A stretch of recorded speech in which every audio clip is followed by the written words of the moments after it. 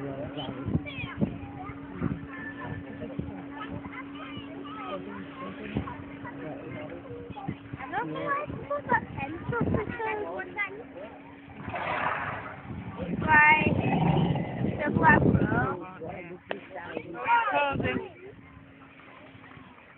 my best side, the muddy side. I'll blubber on it. Oh no. Oh no. Okay, everybody, we're going to begin our elephant feeding presentation now. Let me introduce you to our 7 African elephants that we look after here at the safari park. What most people want to know is who they are. So I'm going to go through now and name them for you. Now, we have one male, and he's at the back, he's over there walking away from me. His name is Nissan, and he has one long tuft and then one shorter tuft. And he came from Israel, and he is now around 14 years of age. The big girl in front of the keeper now with the folded over ear, her name is Buta, and Buta is the matriarch of this group, so she's the boss. She keeps everyone in check. She's around 25 years of age. Now, let's see. We've got the 2 youngsters in front. These guys were born in 2003. We have Ashanti in front of me and Nala. They were born actually here at the safari park. We've got Tops over here at the back with her 2 symmetrical tufts that look even. We've got Sharby at the back walking away, and we've got Juba as well at the top. She's got 1 tusk and 1 tusk missing. So we've got 7 African elephants, 1 male and 6 girls. And these are, of course, examples of the world's biggest land mammals. And what we're going to do is we're going to talk about some of their unique body parts now. They spend most of the day out in the field here at the safari park, browsing on trees and on grass. And they will use their trunk to actually pick up food and place it into their mouth. Now that trunk is an elongation of their nose and their upper lip that's combined together. And if you look at them when they're feeding, they've got 2 grasping lobes at the base of their trunk that they use to pick up even really small items like the wildlife cubes they've been given today as their snack. Place it into their mouth. Anything this big will eat around 200 to 300 kilograms of food at once in a 24-hour period. They also use their trunks like a straw, so they will suck water up into their trunk and squirt it into their mouth. And these guys can consume around 70 to 80 gallons of water while they're at the watering holes. They've got a pond or a little play area of water down here that they use on hot days like this. And you've probably seen them on the telly when it gets hot in Africa, where these guys come from. They will roll in the mud, and that mud that they coat their skin in helps to protect the sensitive skin from the sun's rays. So the mud that they coat their body in acts like suntan lotion. It also stops biting insects reaching the skin, so it also acts like insect repellents as well. A lot of biting midges out there in Africa will feed on their skin of these guys. So that's one of the reasons why they coat their bodies in mud. Another way to help them keep cool is their big ears. And this is the way you can tell an African elephant from an Asian elephant. We have African ones. Their ears are really big and heart-shaped.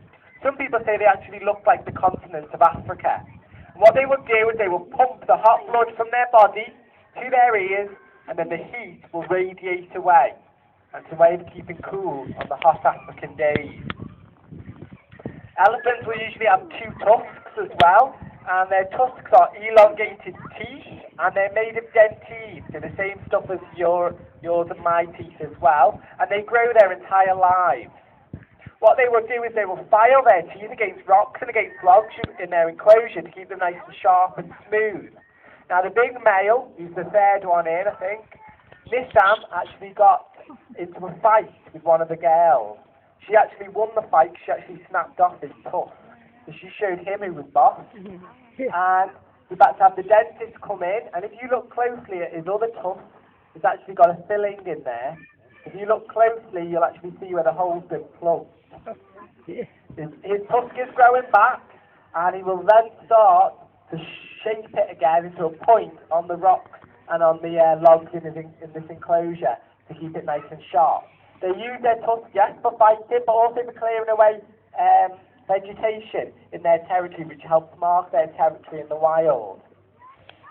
Now, if you look closely when these guys move, they've got a fat, spongy layer at the base of their feet, and that cushions the blow of their weight when they're walking. So elephants do not stomp around and make a big loud noise when they walk, because their fat, spongy layer in the base of their feet actually cushions the blow, so you don't actually hear them when they're walking. So when you look at them, when they put weight on their foot expands out because of that fat, spongy layer. Now these guys were living family groups of usually related females, and as I say, the head of that family group is the matriarch. She's the biggest, oldest, wisest female. In this group is Buta. She's up over there with the folded over ear. She's the boss. She keeps all the other girls and knits them in check.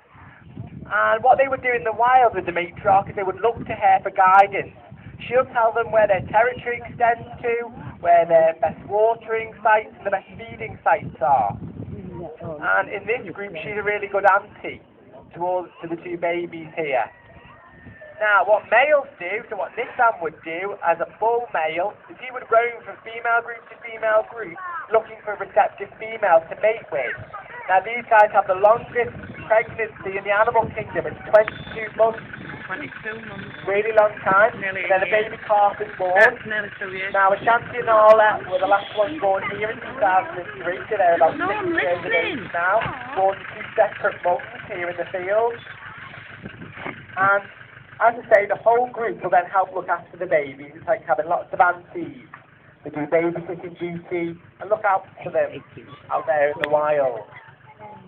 So when this Sam gets a little bit bigger and reaches sexual maturity, what he's going to do is use a completely new bloodline, so he could potentially breed with all the females here, and then hopefully in the next couple of years we'll have some more baby elephants here for you to have a look at.